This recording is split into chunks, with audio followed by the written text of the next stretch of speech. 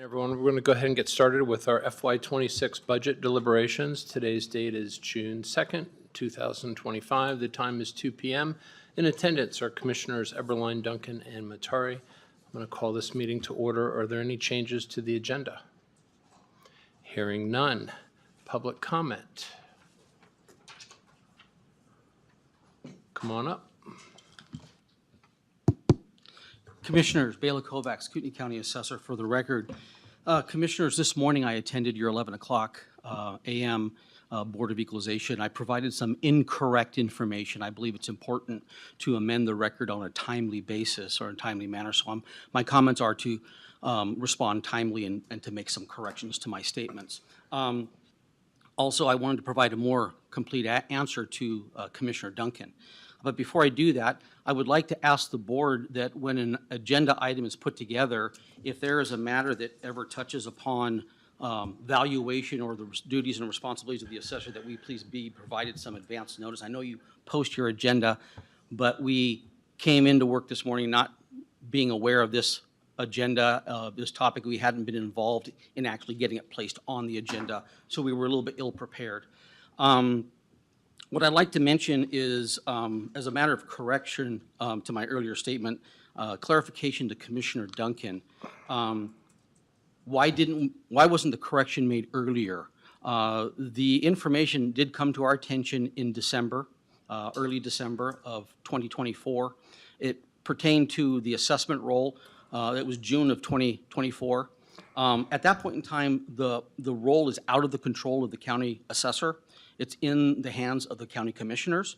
And so if there's going to be one, it's going to be up to the Board of County Commissioners. When the error came to our attention, we provided all the correct information and the updated values to the treasurer on December 3rd. So they had all the information to make and amend the record and to amend their tax bills. The statute that is underlying this is Idaho Code 63-1303, and in that statute, it mentions the tax collector or the treasurer 5 times, it mentions the commissioners 4 times, and it mentions the clerk once. So we did provide all that information. We met with XTR to find out what could be done. I can go into a little bit more information, but I will cut it short at this point.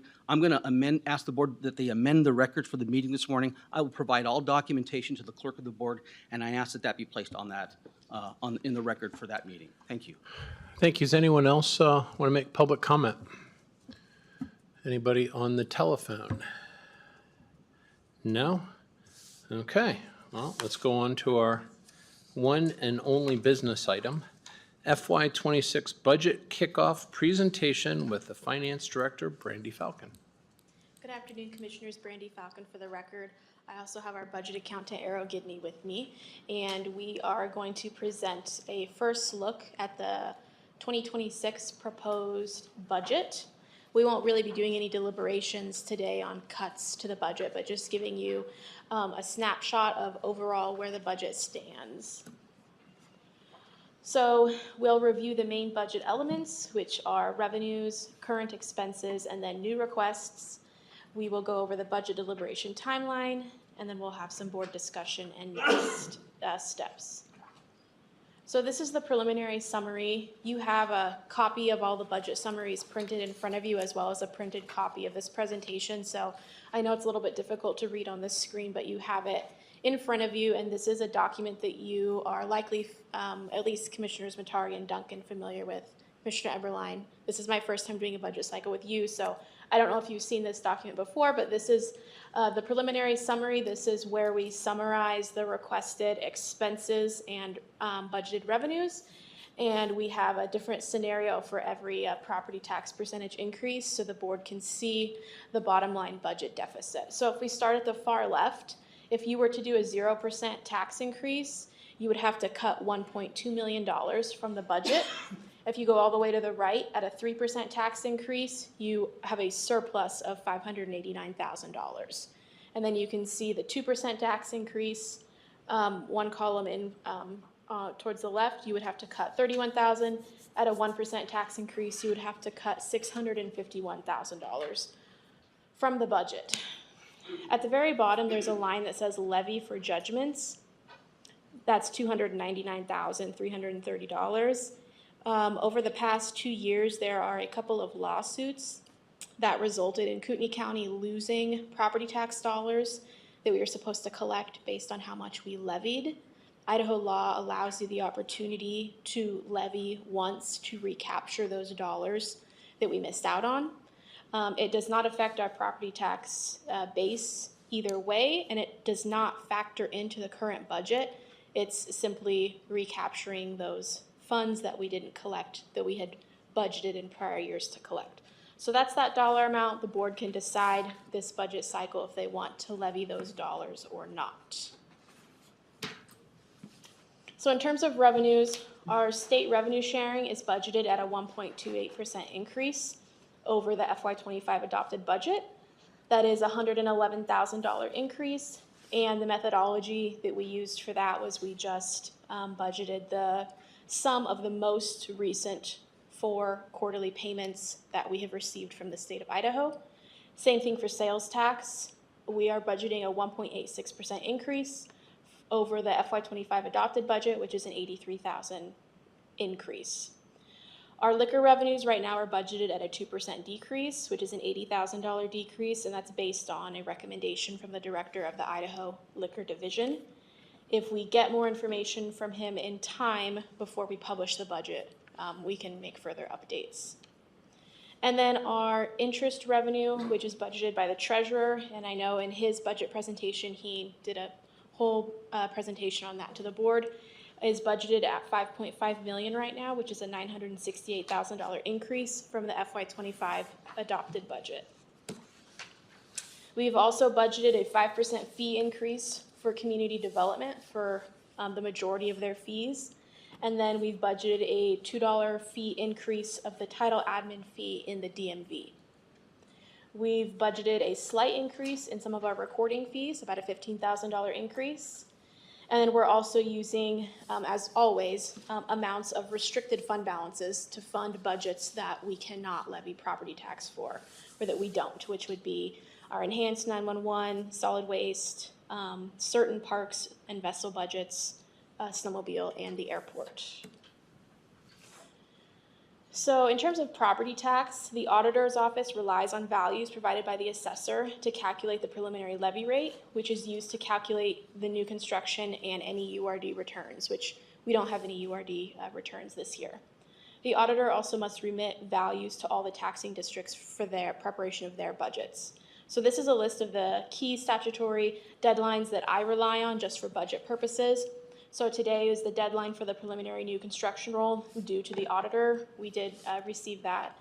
And then June 23rd is the deadline for the preliminary real and personal property roll with exemptions is due to my office. So at that time, when I have those values, I'll know for sure that the levy rate I'm using in the property tax calculation is correct. July 14th is the BOE deadline. And then July 28th, all rolls are due to the State Tax Commission.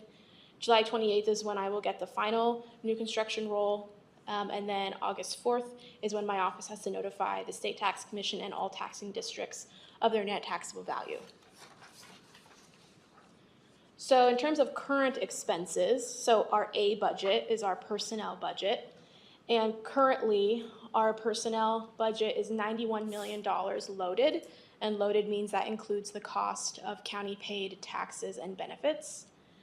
Of that 91 million, 2.2 million is the loaded cost of overtime, 582,000 loaded cost of temp and seasonal budgets, and then we have 6.2 million right now in open positions in the budget, and that is the dollar amount of the positions at 100%. In terms of vacancies, the jail, 911, and prosecutor have the highest vacancy numbers in the county. The jail has 20 vacancies when I ran the open position report last week. And on the upper right, you can see that I have columns going back over the years that I've done this presentation. So in May of 22, the jail had 21 vacancies. Next year was 19. The next year was 30, and then this year it's 20. Same thing with 911. As of last week when I ran the report, they had 13 vacancies. Prosecuting attorney had 5. Community development had 4, and patrol had 3. So it's nice to see the patrol has at least trended down in vacancies over the last 2 years. And then solid waste and public defender have dropped off because we don't have public defender anymore, and then solid waste's vacancies have gone down significantly. And then in terms of payroll costs to the county, every 2 weeks when my office does payroll, the county's paying out about $3.4 million every 2 weeks in wages and different tax and benefit costs. And just as a reminder, mid-year changes to personnel will continue to affect this personnel figure up until the budget is published. So any mid-year changes or steps that continue to happen will continue to affect that number until we freeze the budget right before we publish, which is at the end of July. In terms of our B budget, which is our operating budget, sometimes we call this OPEX for operating expense. The base budget is $36 million, which is our FY25 adopted budget, not including grants. And then department requests for FY26 are a $2 million increase over the FY25 adopted budget, which is about a 5.5% increase. 1.3 million of that increase is due to the increase for the jail medical contract, so I just want you to understand that that's a significant portion of that. And that does not include new programs or onboarding costs of $622,000. We have a new budget category this year called D budget, which technically stands for debt. And that's our leases and our software-based IT arrangements due to the new accounting pronouncements, GASB 87 and 96. Leases and IT contracts are now reported in the debt category. And so they are separated out on their own, which is new this year. And so for FY26, there are 2 new requests in that category, which total a $34,000 increase. And like I said, this is a new budget category that we'll be using from this year and going forward. This is kind of a hybrid between B and C budget. It's considered a capital expenses, but they are ongoing, meaning they're multi-year contracts and leases that the board has entered into. In terms of the history of Percy rate increases, there's been no change for the general employee category, but for the sworn employee category in April of this year, the state legislature did put into effect a slight decrease on both the employee side and the county side of Percy contributions. And so the employee side went down 0.47% and the county side went down 0.67%. And then as a reminder for capital requests, you're able to use restricted fund balance, assigned fund balance, or property tax to fund those requests. On the right is a snapshot of the assigned fund balances that the board approved recently at a meeting a couple weeks ago in terms of what projects you wanted to assign funds towards. And this is what you'll be able to utilize in terms of funding some of the FY26 capital requests with fund balance. Those will primarily come from the top line assigned for capital purchases or the second line assigned for facilities master plan. The column second from the right, FY26 fund balance budgeted usage, that's what's currently baked into the FY26 budget right now, what's being budgeted to use in fund balance. And you have the ability to use more, which we'll discuss at our capital meeting, which is next week. So moving on to new budget requests for FY26. For personnel, there are 29 requests for a total of 25.5 FTEs for a total loaded cost of $2.5 million. In addition to that, those 29 requests come with onboarding costs of $610,000. And then we have 52 requests for changes to existing positions for a total loaded savings of $177,000. It's a little bit unique that it's a savings, but we have a fair number of requests that have to do with freezing or reducing positions. And so that category right now is a net savings. And then I've done the calculation to give employees anniversary steps based on their time in position date for all employees. So that's the date that they entered their current position. And the cost countywide to do that is $745,000. Each employee's percentage increase per step varies depending on what matrix they're on and what step in their matrix they're on. In general, the steps are between 2 and 5% for the non-sworn matrices. And then for your reference, there are 57 non-sworn employees who are at the top of their matrix, and then there are 117 sworn employees that are at the top of their matrix. In terms of a COLA, which stands for cost of living adjustment, there has been no request from the board yet to do a calculation, so my preliminary numbers do not include the cost of any type of COLA. If at some point the board does want to look at that, you'll just have to let me know, ask me, and I can do the calculation on the cost of whatever percentage you're thinking. And then we do have budgeted right now an increase to our health plan of almost $1 million. In terms of new requests for the operating and capital budgets, operating expense requests total $2 million over the FY25 adopted budget. 1.6 million of that is for general government, and of that 1.6 million, 1.3 million is for the jail medical contract increase, and then for solid waste is a $404,000 increase.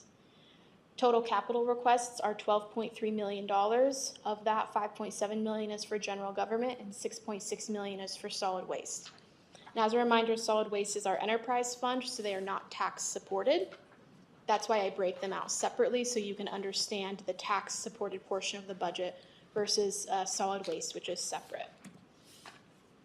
So in terms of our timeline for budget deliberations this summer, there are 6 budget deliberation meetings scheduled over the coming weeks in order for the board to balance the budget by July 23rd. Our health plan consultant, Alliant Benefits, is doing a presentation with the board on July 9th, so we'll get to dig in more into the reason for the increase to the health plan and maybe some potential options they have for the board to consider. I will do the preliminary balanced budget presented on July 31st. At that point, the board basically agrees on the budget that's balanced to publish it in the newspaper. And from that point on, I remind the board of this every year. From that point on, basically when we publish forward, we can't make changes to the pay matrix because in order to publish the budget, I implement the changes to the matrix in the accounting system. It's a very cumbersome process and it's very difficult to reverse. So in terms of any changes to any matrices or a COLA, really the balanced budget presentation is when you want to be in agreement on what you're going to do with that. Then we have our budget hearing for the public on August 27th, and then we have our budget adoption scheduled for August 29th. And I just ask that the commissioners come to budget meetings prepared to either approve or cut requests. I do provide, you have the budget summaries now. They'll fluctuate slightly, and I'll provide new printed copies every meeting. I'll email them out regularly to the whole county. And you're always able to meet with me one-on-one. We can schedule meetings, have discussions, ask questions, but it is helpful to just come to the meetings ready to discuss and make cuts or approvals. This is the schedule of the budget meetings. I've emailed this out several times countywide. As you can see, today is our kickoff on the 2nd, and then our next meeting is Wednesday, June 11th, and that's when we'll be going over our capital requests. And then in terms of how do we balance the budget? So first, you look at your revenues. So the board has the ability to take anywhere between a 0 and a 3% tax increase. You can use fund balance to fund certain one-time requests. You can increase fees in departments. We already have the interest projected by the treasurer's office, and then we've already done our projections for state revenues, which are our largest non-tax revenues. Then you can make cuts to requested expenses. So for personnel, you can compare if a department is requesting new FTEs, you can compare to how many open positions of that same request do they have. So if they're requesting more of a position that they currently can't fill, that's probably an opportunity to think more critically on if that's something that the board wants to approve at this time or not. For personnel, we can also look at cutting the funding on open positions anywhere from 25 to 75% based on number of days open. I've already included cutting open positions by 50% that have been open longer than 100 days in my numbers presented here. So that's on the preliminary summary that I've presented already, but the board could change that if they wanted to. And then for B budget, there are a couple expenses that I'll bring up for the board in that meeting that you could fund with fund balance. Funding certain non-capital requests with fund balance is an opportunity to save money. The B budget is by far very, very detailed and granular, and it's pretty much impossible to cover every single account in a public meeting because there are thousands of them. And so we really try to look at how they're budgeting based on trend. And then when you're hearing the presentations from elected officials in their individual budget presentations, that's a good opportunity to ask questions to understand each elected's logic in how they've increased their B budget. And then when we look at C budget requests, you just need to consider, is it a need versus a want? Consider the funding source and monitor fund balance usage while still planning for future projects. And just some budget factors to monitor this year and in the coming year. We're about to wrap up our new justice building, so the maintenance and utility costs for that are definitely going to be an impact in the budget, and we haven't really seen a full year of what those expenses are going to look like. We have the new KC North campus with the sheriff's office. Same thing there, new utilities. We're getting used to paying those now, but those are fairly new in our budget. And then a lot of ongoing and deferred maintenance as well for that facility. And then the jail pod expansion is already under contract and underway. So far, there are no additional budget impacts, but just something to keep an eye on and monitor as that project goes forward. The jail medical contract has been kind of volatile and a very expensive item in the budget, and so that's something that I think we want to pay attention to and make sure that we have the appropriate funding in place for FY26 for that. And then we have some potential relocations of different county departments that's being considered and managed by our facilities department, and so those types of things always come with costs, and so just different things to keep an eye on and monitor. In terms of the format for our meetings, in order to keep the budget process going and not stall or get stuck in a stalemate, usually with budget decisions, I ask for 2 out of 3 commissioners' approval to either approve or cut a request, and we move on from there. So that's how I handle, as we're going through budget deliberations, getting direction from 2 out of 3 commissioners on every item. And then the budget summaries that I email out and I print out, I also post those to the BOCC drive. So those are always available in several different places for the board to look at. And with that is all I have. Are there any questions from the board? Well, thank you. Very thorough, as usual. Thank you. Any questions? No questions? Might have some after you ask yours. Well, the one question I just have is, these are all of the elected officials' requests so far in here. Yes. So, and we haven't gone through all the elected officials, just a couple. Like in the individual meetings? Yeah. Correct. Next week, the sheriff and the prosecutor will be presenting, I believe.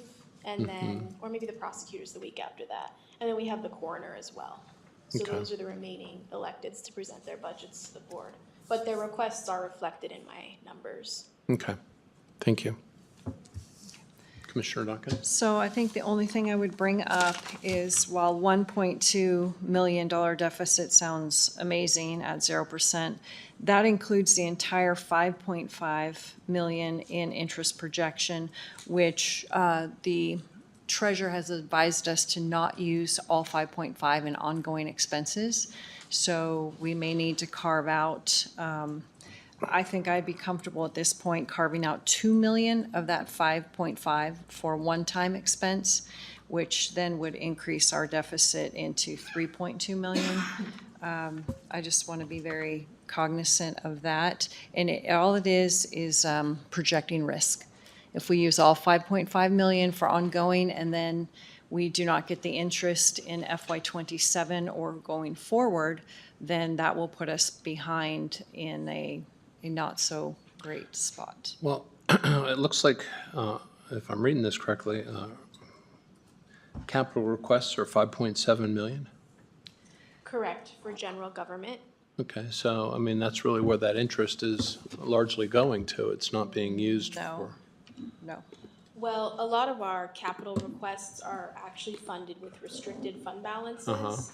So if, I'm gonna open the CapEx summary, which is the summary for all of the capital Third requests. line, second paragraph is where we've taken it out of fund balance.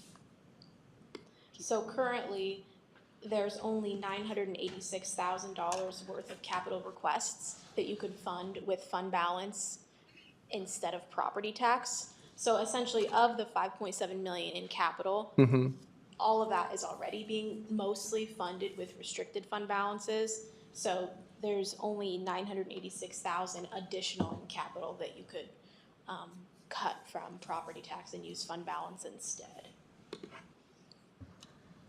Okay, well, we will look at everyone's budget closely. Any other questions? Thank you very much. You're welcome. Well, if there's no other questions, we can go into public comment. Anyone want to speak? Come on down. Commissioners, Bela Kovacs, County Assessor again. I would ask Brandy to back up to slide number 6. I've got 2 comments. Well, okay, this is public comment, so go ahead. Slide number 6, I believe, did not correctly, the first sentence there. There are 2 components to calculating the levy. It's both the aggregate budget divided by essentially the aggregate assessed value. So I just didn't want, it's a distinction, but it's important for the public to know.